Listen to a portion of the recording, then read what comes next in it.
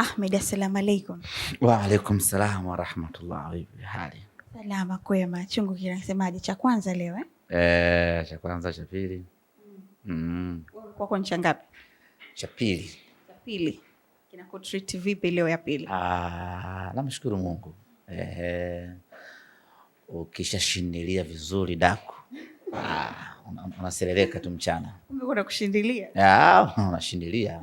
Unajipanga na siku, si ndio? Kabisa kabisa. Kwa sasa hivi uko fresh? Niko nganganga. Hata siku 2 mfululizo nafunga. Hongera sana. Asante sana. Tuanzie tuzungumze kuhusiana na Simba sasa. Tukianzia kwenye michuano ya CAF kwa msimu huu kutoka kwenye hatua ya makundi, Ahmed, unaweza ukasema kwa msimu huu kwenu ilikuwaje kwenye michuano ya Ligi ya Mabingwa? Pengine inawezekana ukawa ndio msimu mbovu sana kwa upande wetu Simba Sports Club, ukitoa msimu ule ambao tulitolewa na UD Songo kwenye mechi ya awali ya kuania kwenda hatua ya makundi. Msimu mwingine ambao unafuatia kwa ubaya ni msimu huu wa 25 26 ambao tumeshindwa kuvuka kwenda hatua ya robo finali. Lakini sisi kwetu hatujilaumu sana, bali imetupa nafasi ya kujifunza zaidi. Ukiangalia msimu wetu tangu tumeanza ilikuwa inaonyesha kwamba muda wote Simba anaondoka kwenye haya mashindano. Kwa mfano hii hatua ya makundi ingekuwa na mechi 3, maana yake Simba mechi 3 za mwanzo tulikuwa tunaondolewa kwenye hatua ya makundi. Msimu huu hatakuwa vizuri sana, na hatakuwa vizuri kwa sababu tulichokitegemea kilibadilika muda mfupi tu baada ya mashindano ya kimataifa kuanza. Unajua watu wengi wanazungumza vitu vingi, lakini hawafiki kwenye chanzo cha poromoko la Simba kwenye michuano ya kimataifa msimu huu. Shida kubwa ya Simba ilianzia pale ambapo Mwalimu Fadlu aliondoka. Ukiangalia Simba yetu msimu huu tulitengeneza mifumo ya kimaendeleo kupitia Fadlu. Wanasemaga Waswahili, tuliweka mayai yote kwenye kapu moja, kwa maana kwamba usajili tulifanya na Mwalimu Fadlu, malengo tukatengeneza na Mwalimu Fadlu, kila kitu tukatengeneza kwa matakwa, maoni na falsafa ya Mwalimu Fadlu. Aina ya wachezaji ambao tuliwasajili ni pendekezo la 100% la Mwalimu Fadlu. Kwa yeye ndo alikuwa anajua hawa wachezaji niliowasajili nitaweza kuwatumia kwa namna gani. Kitendo cha Mwalimu Fadlu kuondoka tukiwa tunakwenda kucheza mechi yetu ya kwanza ya kuania kufuzu kwenda hatua ya awali, pale tibua kila kitu, na kuanzia pale Simba haikukaa sawa tena. Na watu wasichokijua ni kwamba Mwalimu Fadlu aliacha kazi tukiwa uwanja wa ndege wa Afrika Kusini, nasubiri ndege ya kwenda Botswana, kitu kama hicho, au tuko Botswana Gaborone, nasubiri ndege ya kwenda hapo imenitoka kidogo, lakini ilikuwa ni airport exactly. Ilikuwa ni airport Johannesburg, Afrika Kusini, nasubiri ndege ya kwenda Gaborone. Mwalimu Fadlu akatangaza pale kuacha kazi, lakini baada ya kuzungumza naye akakubali kuambatana na timu mpaka Gaborone, akacheza ile mechi na baada pale. Kwa hiyo shida ya Simba ilianzia hapo. Wachezaji aliyowasajili yeye ndo alikuwa anajua angeenda kuwatumia namna gani. Tukacheza ile mechi tukashinda. Mechi ya marudiano tukacheza hapa bila yeye, mwalimu mkuu, ikawa ngumu kweli kweli, ikaisha kwa sare ya bao 1-1, lakini unaona ilikuwa ni bila 1-1, lakini ngoma ilikuwa nangwa kweli kweli. Tukashikilia roho pale, lakini ikaisha, mnyama akaenda hatua inayofuata. Mechi inayofuata tayari tukawa tumeshapata mwalimu ambaye alikuwa ni ni Dimitar Pantev Matatu. Tukamchukua tukamleta pale. Of course mechi yake ya kwanza pale Nsingizini akafanya vizuri sana. Mechi ya pili tukastruggle kupata ushindi, lakini tayari tulikuwa tunaongoza bao 3-0. Mnyama akaingia hatua ya makundi. Baada ya pale na yeye akawa ana struggle kwa aina wachezaji aliyowakuta. Wachezaji wamesajiliwa na mwalimu mwingine, namna ya kuendana na falsafa zake ikawa inampa changamoto kidogo. Wachezaji ambao mfumo yeye anataka kutumia false number 9, wachezaji waliopo hawana uwezo ule wa kucheza false number 9. Kwa hiyo ikawa tuna struggle namna hiyo, na yeye akawa anahangaika kuwabadilisha wachezaji aliyokuta kucheza kwa namna yake, huku akipiga hesabu dirisha dogo aingize wachezaji ambao wataendana na mifumo yake. Hapo tayari kuna kuferi ndani yake, ikatulazimu kuachana na mwalimu Dimitar Pantev. Tunafanyaje? Ndiko tukaangukia kwa Steven. Kwa hiyo ukiangalia hapo hizo transition za haraka zikapelekea Simba kutokuwa stable. Tunakuja kuingia hatua ya makundi, bado timu haijakuwa concrete enough kuweza kushindana. Mbaya zaidi tunaingia hatua hiyo, golikipa wetu namba 1 anaumia, hatujakaa sawasawa, golikipa namba 2 anaumia. Kwa hiyo ikawa ni juu moto chini moto, yani kote unaungua, chini ukoko juu matandu. Mambo yakawa magumu kwa Simba Sports Club. Goma likaingia hatua ya makundi. Tumeingia hatua ya makundi, tunapepesuka. Mechi ya kwanza tunapoteza na Petro, mechi ya pili tunafungwa na Stade Malien, mechi ya tatu tunasuluhu. Ikawa mambo ni vululu. Dirisha dogo la usajili sasa ndipo ambapo tukaamua kufanya mabadiliko makubwa. Tukaondoa kundi kubwa la wachezaji ambao sio wachezaji wabaya, lakini wachezaji ambao wasingeweza kutusaidia tena kwa aina ya mifumo ya mwalimu aliyokuja. Ikabidi tulete wachezaji wengine ambao watakuja kuisaidia Simba kwa uwezo wao, lakini at least mwalimu anawafahamu. Mtu kama Anicet Oura mwalimu anamfahamu, ameshafanya naye kazi, ndio maana inakuwa rahisi kumtumia na Anicet kuonesha uwezo wake, kwa sababu nyuma yake yuko mtu ambaye anafahamu falsafa yake. Lakini Ismail Traore, mtu ambaye mwalimu kashafanya naye kazi, anamjua, ni rahisi kumtumia. Kwa hiyo tukafanya hayo mabadiliko ambayo yameonekana kutusaidia pakubwa sana, lakini mabadiliko ambayo tayari tumekuwa tumeshachelewa. Tumeshaangusha alama nyingi kwenye mechi za awali za hatua ya makundi. Tumeshapitwa na wapinzani wetu. Mnyama anakuja kuamka mechi ya 4 dhidi ya Esperance, tayari tuko nyuma kweli. Tunaokota sare dhidi ya Esperance, tunaokota sare dhidi ya Petro, tunapata ushindi dhidi ya Stade Malien, matokeo ambayo hayakuweza kutuvusha kuelekea hatua ya robo finali. Kwa hiyo kwetu ni msimu mbaya, lakini una sababu nyingi za nyuma ambazo zimepelekea Simba kuwa na msimu mbaya msimu huu. Lakini mpaka hivi sasa kwa matokeo ambayo Simba imeyapata kuishia kwenye hatua ya makundi kwenye ligi ya mabingwa, ukiangalia msimu uliopita mlifika mpaka finali ya kombe la shirikisho, ilikuwa inawapa pressure kiasi gani kwa matokeo ambayo mlikuwa mnayapata kwenye mechi za awali za hatua ya makundi? Ukifikia mafanikio makubwa unatakiwa maintain.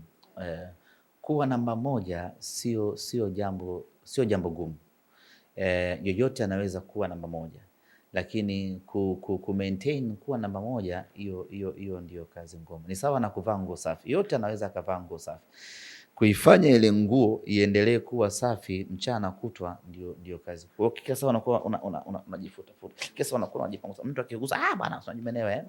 Lakini kwa Simba kufika finali ilikuwa ni jambo moja. Jambo la pili ambalo tulipaswa kufanya ni maintain mafanikio ambayo tumeyapata, lakini bahati mbaya haikuwa hivyo. Msimu jana finali, msimu huu hatua makundi. Ndio mpira wa miguu, tunakubali hayo makosa, lakini of course ilikuwa inatupa pressure, kwa sababu lazima uhakikishe unarudi kule kutengeneza consistency, kutengeneza mwendelezo wa kazi nzuri ambayo imefanya msimu uliopita.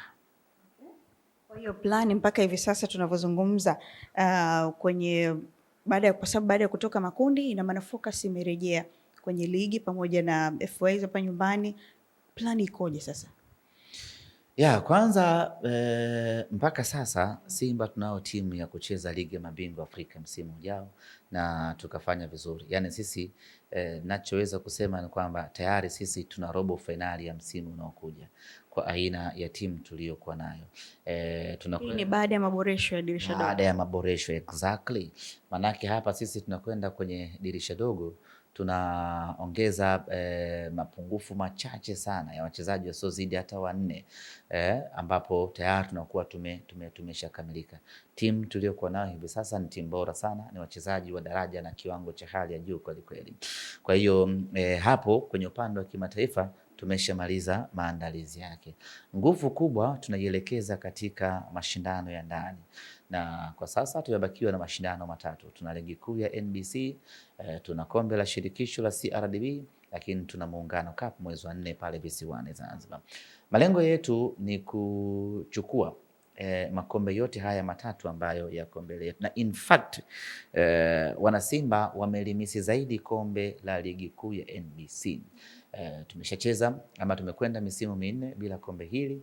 Wanasimba wanalihitaji sana sana sana sana sana. Kwa hiyo nguvu yetu kubwa sisi tumeielekeza katika kombe la ligi kuu ya NBC.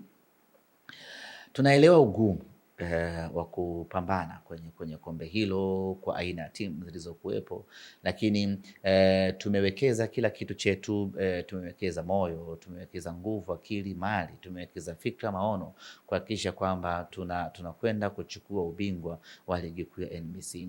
Shauku, kiu, njaa, mahitaji ya wanasimba ni ubingwa wa ligi kuu ya NBC, na tumeshawaeleza wachezaji wetu ya kwamba tumeshindwa kuwapa raha mashabiki wetu kupitia michuano ya kimataifa.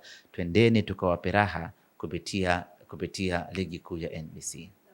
Uliozungumza wachezaji ambao wamesajiliwa dirisha dogo, kuna ahadi ambayo ilitoa Jeruti. Alisema ya kwamba atasajili mchezaji ambaye ni kipenzi cha mashabiki. Katika haya majina ambao wamesajiliwa kwenye dirisha dogo, Kibabage, Clatous Chama, wakina Ture, wakina Libase, yupi ambaye amesajiliwa na Jeruti? Ino Jospin Loemba ndiye ambaye amesajiliwa na Jeruti, kwa maana ya msabuni wa tenda ya jezi, ndiye ambaye amemsajili Ino Jospin Loemba. Jospin Loemba. Kwa nini Loemba? Kutokana na kwanza ieleweke, tunaposema anasajili Jeruti haimaanishi yeye ndo anafanya scouti, anamuona mchezaji, anamsajili, anamleta. Mchezaji huyo linakuwa ni pendekezo la kiufundi, alafu Jeruti anakwenda kumalizia kwa kutoa fedha. Kwa hiyo mchezaji alitafutwa na wataalamu wetu wa masuala ya scouting na benchi la ufundi likampitisha, ndipo Jeruti akaja akawekeza fedha, tukamchukua Loemba kutoka Cameroon. Msimu uliopita ilikuwa bila kumkaba mpanzu huwezi kuchukua ubingwa. Safari hii unaondoka na jina nani? Sasa safari hii ndio changamoto zaidi kwa sababu ukisema umkabe Anicet Oura bado kuna Libase Geye. Ukisema umkabe Libase Geye bado kuna Ino Loemba. Ukisema umkabe Ino Loemba bado kuna Morris Abraham. Ukisema umzuie Morris Abraham atakufunga Kibabage. Ukisema umzuie Kibabage atakufanya vibaya Mwamba Lusaka Clatous Chota Chama. Ukisema umzuie Chama asifanye makeke yake, atakuja mwingine tena, atakuja kukudhuru. Yuko mtu anakuja pale anaitwa Jonathan Soa. Ukisema umzuie Soa, Selemani Mwalimu atakufunga tu.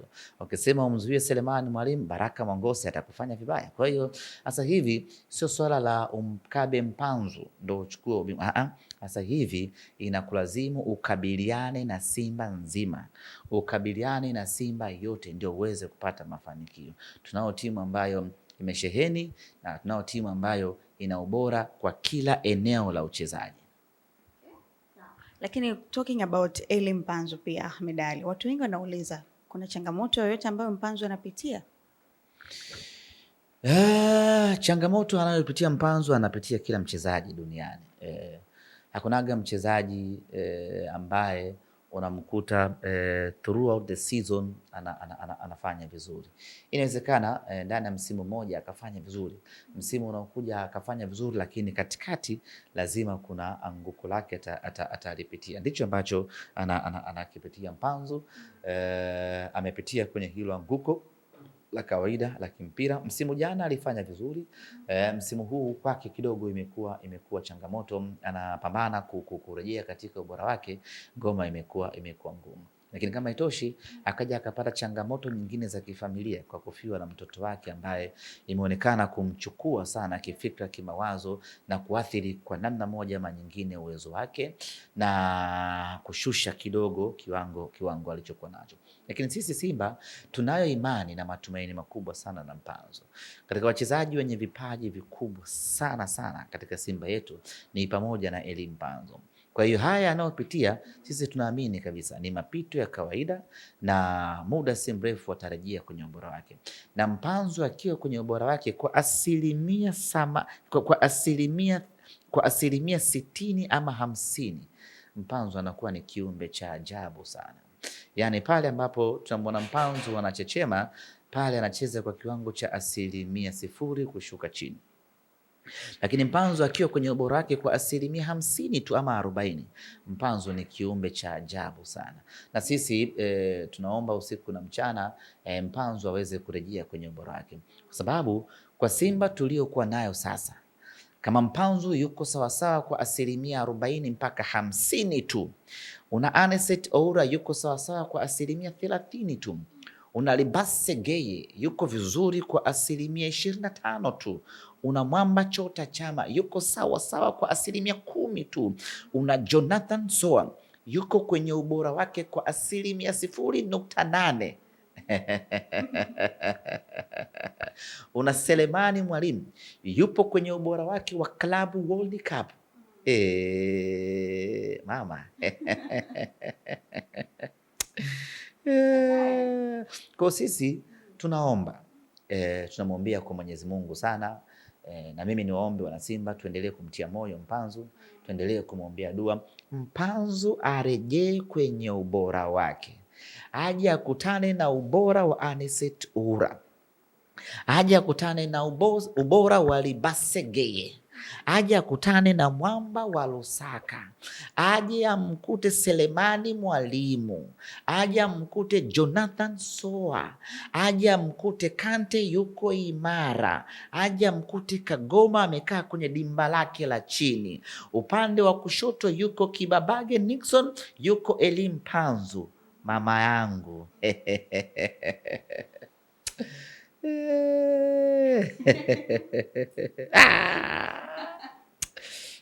Kia baba. Yaani Simba hiyo tuna uwezo wa kucheza mechi saa 6 mchana kwenye jua kali na shabiki usisikie saumu wala kwa reza wamekubana. Nakwambia, kwa sababu una enjoy vibaya hiyo Simba ninayokwambia. Na hiyo Simba haiko mbali. Hiyo Simba ninayokwambia haiko mbali. Hiyo Simba imeshawadia. Ni Mpanzu tu aongezeke ubora wake kidogo, aje akutane na mafundi wenzie. Wewe kwenye mechi za hivi karibuni hapa bado hatutoiona hiyo Simba. Mpanzu hata juzi nimeona kwenye mechi na Greenland bado hajarudi sawa sawa. Kuna vitu vingi anatamani kufanya lakini vinagoma. Sasa inahitaji na uzuri ni kwamba sisi tuna mwalimu mzuri sana Steven Becker ambaye ana uwezo wa kudevelop kipaji cha mtu, na ndio maana anampa time Mpanzu ya kuzungumza na kucheza ili aweze kurejea kwenye ubora wake. Kwa hiyo tutaiona muda si mrefu na Mpanzu kurejea kwenye ubora wake. Sio swala la muda mrefu la kusubiri miaka ama miezi, ni very soon Mpanzu anarejea kwenye ubora wake. Ndio akisharejea sasa winga Mpanzu, winga Libase Geye, winga Mpanzu, winga Anicet Oura, winga Mpanzu, winga Nixon Kibabage. Kwa hiyo timu ni hatari sana mama. Nakwambia. Sawa. Sasa Ahmed, kuhusu Clatous Chota Chama unawaambia nini ambao wanasema ni mzee? Walimzaa wao Sema age go Clatous Chota Chama. Ndio nakuuliza, wanaosema Chama mzee walimzaa wao? Sisi tunachojua Chama ni mtoto mdogo, na mechi yetu ya juzi dhidi ya Greenland kuna vijana watatu walicheza, wawili walicheza kwenye mechi ile kutoka under 20. Tulikuwa na Mbegu ambaye alizima center half, baadaye akaja akaingia Bashiru ambaye alikuja alikuja kuchukua nafasi ya Mpanzu upande wa kushoto, alafu tulikuwa tuna Chama na vile vile kutoka timu ya under 20, ila yeye hakuingia. Chama kutoka under 20? Chama bado mdogo sana. Under 20? Chama tunamzungumzia Clatous Mwamba Chota Chama, bado ni kijana mdogo sana, bado ni mdogo kweli kweli Chama, na anayo nguvu kubwa ya kutusaidia Simba Sports. Kimsingi ni kwamba Simba tulikuwa kwenye wakati mgumu hapa katikati, tukawa tunatafuta namna ya kurejea walau kwenye ubora wetu. Tukasema tunatokaje hapa kwenye mkwamo, na ukiangalia Simba yetu tulikuwa tunakosa creative number 8 au creative number 10 ambaye atakufanya kazi nyepesi pale mbele, atatoa pasi, atatengeneza utulivu wa timu pale mbele, atafanya kila kitu kwa ufasaha pale mbele. Kwa hiyo tunafanyaje sasa? Tukarejea nyuma kwamba sisi tuna mtu wetu ambaye ana uwezo wa kufanya hiyo kazi ambaye ni Mwamba Lusaka. Tukazungumza naye, kijana akarejea pale, na tangu amerejea Chama tunaona kazi kubwa ambayo amefanya. Kwanza ukiangalia Simba hivi sasa sehemu kubwa ya mpira unachezwa eneo la mbele. Maana yake ni kwamba kumekuwa kuna utulivu zaidi mbele umeongezeka, na nani ameleta huo utulivu? Ni Chama ambaye ana uwezo wa kuchukua mali akaja hapa chini eneo la juu la mpinzani akatengeneza utulivu mkubwa, akatoa pasi za mwisho na akafanya vitu vizuri. Sisi hatuangalii umri wa Chama, tunaangalia brain, akili ya Chama, tunaangalia decision ya Chama, tunaangalia accurate ya Chama, tunaangalia passes za Chama, tunaangalia Chama anaweza kutusaidia kitu gani.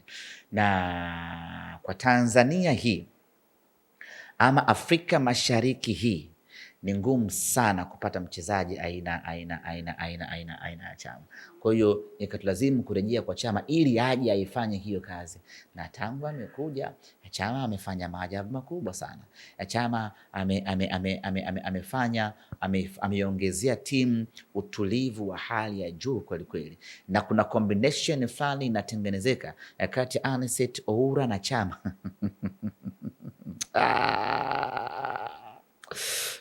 Simba hii yake Mungu inatia raha sana. Kuna combination, kuna triangle fulani hivi wewe huwezi kuiona, lakini kama hauna macho kama yangu, kuna triangle fulani hivi huwa inatengenezwaga wakati tunacheza mechi.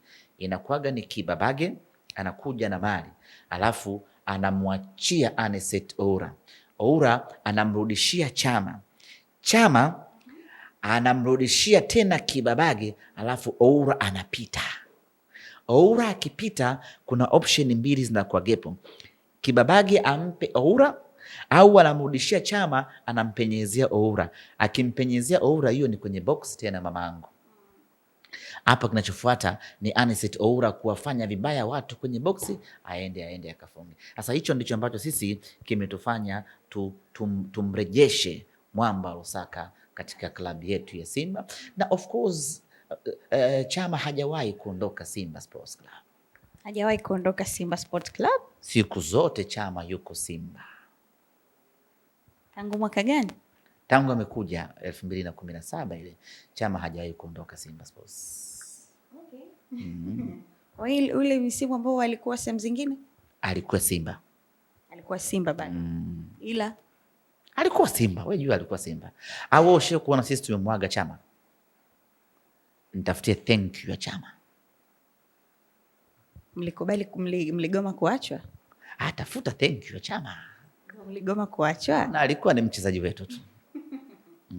Okay. Sawa. Nafasi ya Bajiben na Kamara kwenye kikosi iko wapi sasa hivi? Baada ya maingizo mapya kuingizwa kuwa replaced kwenye majina yao. Bado ni wachezaji wetu. Mpaka mwisho wa msimu huu ndio taarifa zao rasmi zitatoka, lakini bado ni wachezaji wetu. Kwa mfano kama Bajaber anaendelea na program na team, anafanya mazoezi kila yani yuko fully kwenye commitment ya team. Kamara bado anaendelea na matibabu, na yeye akishapona atakuja kujiunga na team kama kawaida. Tumalize na mechi zenu ambazo ziko mbele na safari ya kuelekea Dodoma, maandalizi yakoje? Tunataraji kuondoka kesho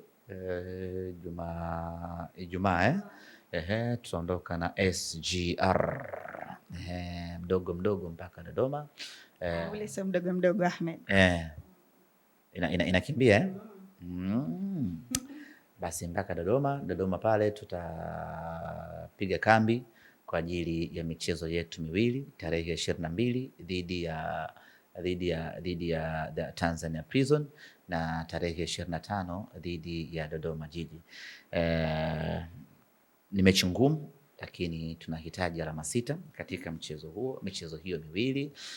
Tupo kwenye kampeni yetu ya kutodondosha alama hata moja katika ligi kuu ya NBC. Kwa hiyo tunaamini itakuwa ni michezo migumu. Of course Tanzania Prison ni gohe mama gohe, mambo yake ni magumu kweli kweli, anatembelea mikono, lakini hauwezi kumdharau mpinzani wa namna hiyo.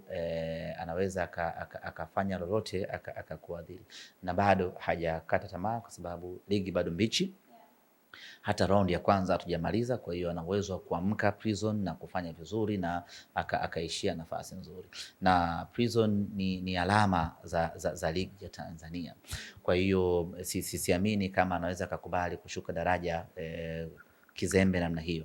Imani yangu ni kwamba atapambana, na anachokitafuta hivi sasa Tanzania Prison ni mahala pa kuamkia. Akipata alama 3 kwenye mechi yoyote ile, basi Prison atakuwa ni moto wa kuotea mbali, na akipata alama 3 ama hata alama 1 mbele ya Simba, itakuwa imempa ahueni kubwa kweli kweli. Ni sawa na mtu ambaye yuko katikati ya jangwa la Sahara, alafu ukaenda ukampa tone la maji, utakuwa umempa nguvu kubwa ya kuamka na kuendelea na safari yake. Kwa hiyo